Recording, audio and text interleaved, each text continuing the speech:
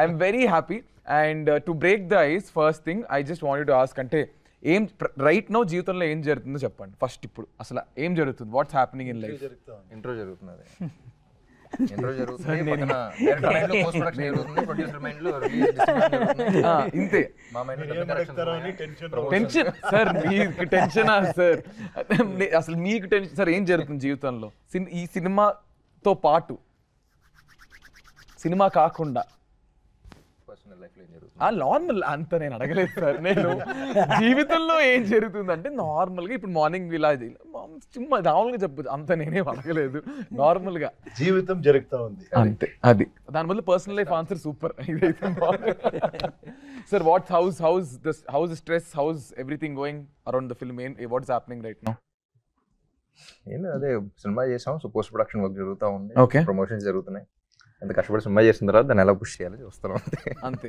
That is what happening. Sir, ఇప్పుడు cinema సెట్లో tell me one thing. ఇప్పుడు మిమ్మల్ని, ఇది మీకు ఈ question, what is that one thing cinema సెట్లో ఫర్ వాట్ ఆయనకి వెంటనే సడన్ మన కోపం వచ్చే విషయం ఏంటి? కోపమా? రామ్ గారికి ఆయనకి బాగా ఇంటెన్స్గా పర్ఫామ్ చేస్తున్నప్పుడు మన లైట్ మ్యాన్స్ లేకపోతే ఎవరో ఒకడు ఆ స్విచ్ ఆన్ చేయరా, రే ఆ లైట్కి బ్యాన్ చేయరా అంటుంటారు.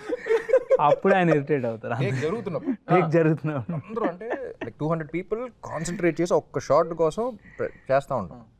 అప్పుడు వాడు ఉంటాడు, ఆడ ప్రపంచంలో ఆడు ఉంటాడు, ఇంతమంది కష్టపడుతున్నారు, చేస్తున్నారు, డబ్బులు అవుతాయి, ఏ టైం ఏమి ఉండదు, ఆడు పనిలో ఉంటాడు. అప్పుడు కొంచెం అప్పుడు వస్తుంది, అప్పుడు వస్తుంది అంతే, ఇంకెప్పుడు రాలేదు. సార్ హానెస్ట్గా అంటే మేము 9 వరకు కొంచెం ఎక్స్టెండ్ చేస్తా. అంటే యూజువల్లీ 9 వరకు ప్యాకప్ టైం అనుకుంటే నేను 10 వరకు ఉంది కదా టైం, 10 PM ముందే చెప్తారా మీరు? చెప్తాను, 9 అయినా చెప్తాము. బట్ ఇప్పుడు ఎక్స్టెండ్ చేస్తానని చెప్తారా? చెప్తాం అంటే ఇంకొక షార్ట్ సార్, ఇంకొక 2 క్లోజ్లు సార్ అని చెప్తా ఉంటా.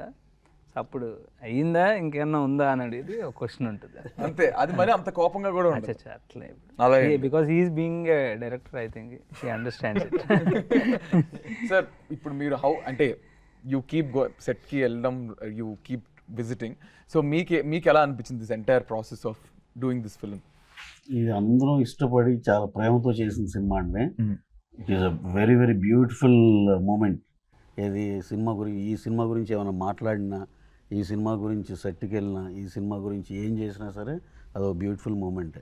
ఎందుకంటే మీరు ఇప్పుడు దాకా చూసిన రెగ్యులర్ సినిమాలు వేరు, ఈ సినిమా డెఫినెట్గా వేరు. ఇప్పుడు అందరూ చిన్న మార్పు కావాలి, ఇంకేదో సినిమాలు ఏదో కావాలంటున్నారు, అది ఈ సినిమా. ఇది డెఫినెట్గా అందరికీ బాగా కనెక్ట్ అవుద్దని నమ్మి అందరం ఒకళ్ళు నమ్మి మిగతా వాళ్ళ మీద రుద్దులా, ఇది అందరం అలాగే నమ్మి చేసిన సినిమా. Definitely we're just waiting for the result from the audiences అంతే.